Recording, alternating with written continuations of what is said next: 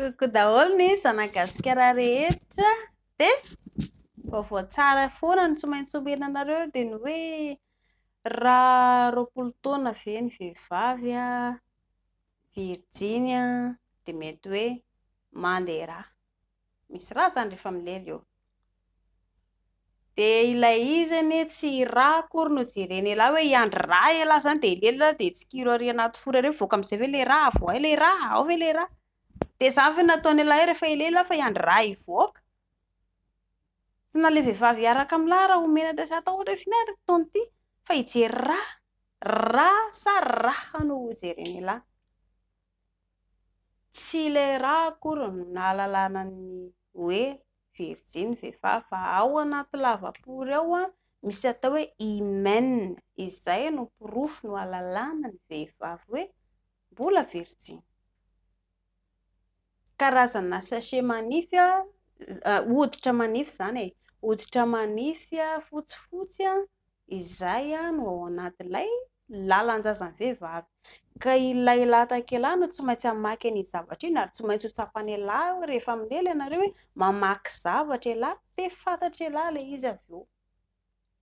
Fa tsy hoe izay rangahy hiandry rà avoaka amin'izay ve ilay rà avoay rangahy ilay rà ory piso ory kialana avoay ilay rà izay mila rà hivoaka. Fa ity lahy takelahy ity koa mila mamoaka rà na izany ara dia samy mitovy ny baolina.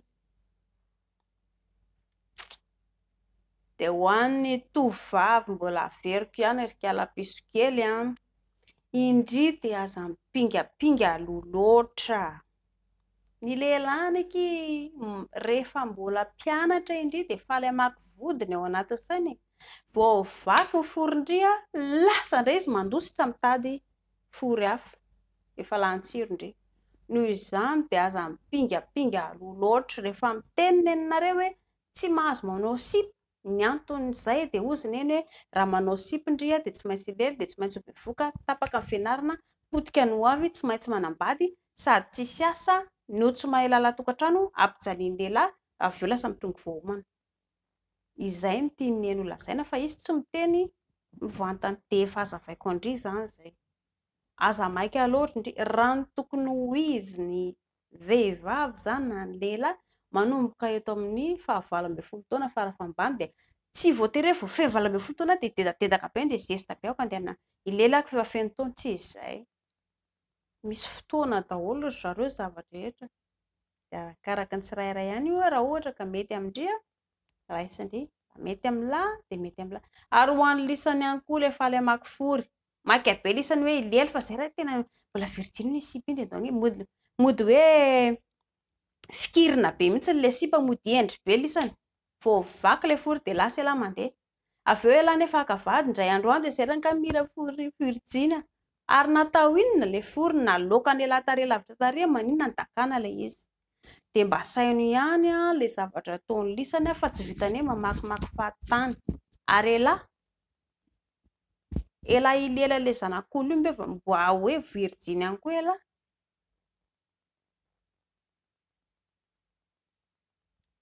Mialohan'ny angalany elahy vady ihany koa dia homany tsara aloha ny asa.